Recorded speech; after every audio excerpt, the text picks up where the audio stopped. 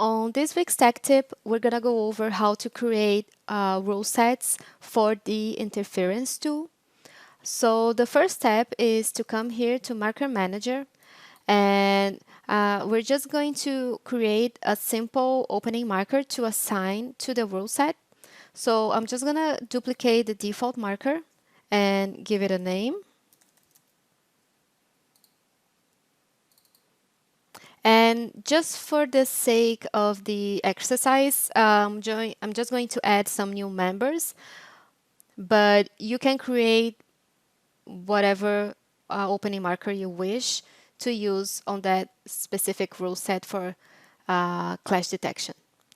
So for this example, I'm just gonna add, I have an extra jack here. I'm just gonna add maybe one more king. And then I will click OK. And now the second step is to come here on Project, Rule Set, Open Framing. And here we have the default one. We're just gonna duplicate the default and give it a name. And then when we double click on it, this is the dialog box. To create a new rule set, you just have to come here to the Add button. And basically the criteria is the width of the elements. So everything that is between 0 and 1 foot will be considered and the rule will get applied to it. You can always change this value so it will consider wider elements.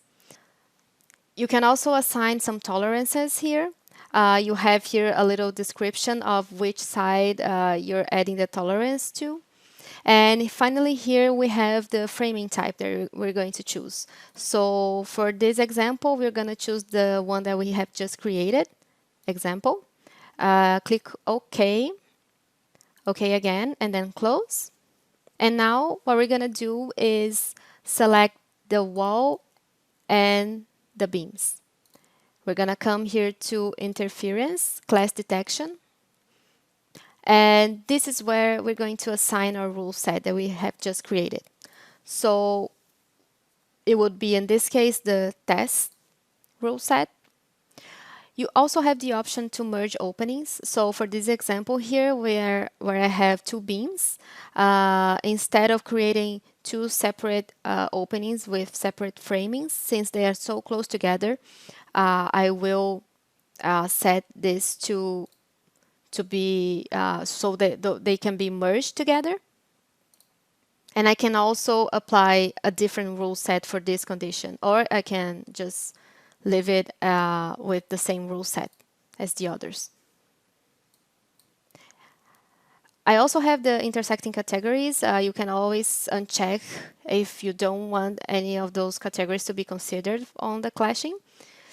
On this case, on this example, I'm just going to leave it all of them checked off.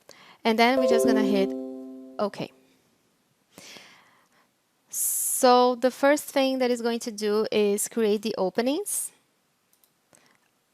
around the beams. And if you regenerate the panel, those openings, they will be framed accordingly to the opening marker that we choose.